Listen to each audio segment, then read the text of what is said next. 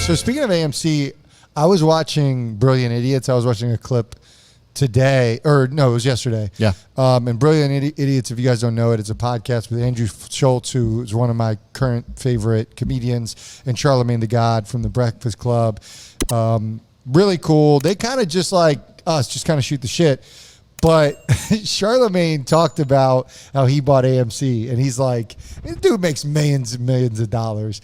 And he was saying how he called up his financial advisor, was like, yo, I want this AMC. So this was, I think, maybe a week ago or something. Yeah. And buys $15,000 of AMC, which would probably be the equivalent of us buying like $10, I guess, of AMC. Not big for him, but $15,000 nonetheless. Yeah. Buys AMC, and his reasoning for why buying AMC, he said, I saw the teaser for all the Marvel movies coming out in the coming years, and I got excited, and I'm like, people are going to go back to the movies, and no way they're not going to go see this. And so he bought it because of that. And his logic, which I hear this type of logic when people get frustrated with the market and they don't understand that the market is a forward-looking vessel and it's a year-over-year comparison vessel. So, like, it doesn't really matter that people are still going to the movies. Like, growth is ultimately what matters. And so he's like, I'm going to buy it. So he buys it out of the blue. I'm sure his financial advisor was like, you're an idiot. Bro, I would be like begging him to not do that. And so he ended up doing that, gets the run that we just had, the 100% run. Yeah. To his credit, he sold out of his initial investment, which we talk about all the time, and he's riding on free shares. So horrible logic.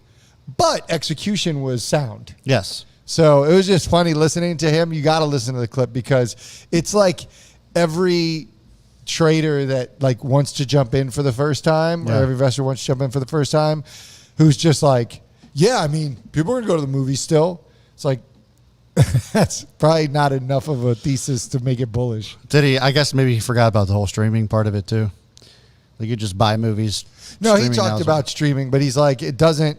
He's like, streaming doesn't recreate. He's talking about Disney Plus. He's talking about whatever. He's like, it doesn't recreate the in-person experience. That's true. And so the problem is that, at least for me, why I wouldn't be interested in it is because, yes, people will go back to the movies, and there'll always be people going to the movies. I mean, there are people that still go to drive-in theaters, right? Like, but are there enough people? That's the question. Is it when you're looking at the trend line of interest in movie theaters, is that going up to the right or going down to the right? And so what I would argue is it's going down to the right. Mm-hmm. Short term, it's going up to the right, which we've always said, like, short term AMC, you should be okay. Long term, there isn't going to be this, or I don't want to say there isn't.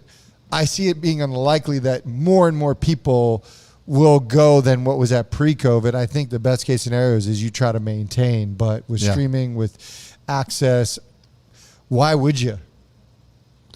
I mean, I think that short term, it does probably continue to go up. And I mentioned to our Chaos Crew folks the other morning, it would not shock me one iota to see this go to $100 a share. Yeah. Wouldn't surprise me. Well, but I just I don't think long term, because there's so many other factors that come into play for AMC, like the fact that they don't own most of the properties that they lease out. They owe a lot in backed rent and all that good stuff. So there's a lot of hurdles that this company has to climb in order for it to actually work into the valuation that it's at now, which is ungodly. And they'd still have to convert like 100+ million shares to be able to get themselves right side up. And I mean, I think the bigger thing is just like, it's just funny because somebody with that much money still has this concept of like when to get in a stock, and it's just very basic. Like, it's just so binary. It was just funny hearing it. Outside of AMC, it didn't matter the stock he would have said. Outside of it, it was just funny. But shout out to him for doing what we've said to do, though. Getting yourself into free shares. If you're playing with house money, like, that's the best place to be. Oh, for sure. And if you're in house money on AMC, that is definitely the best place to be. Yeah, 100%. It could go off. The risk is off.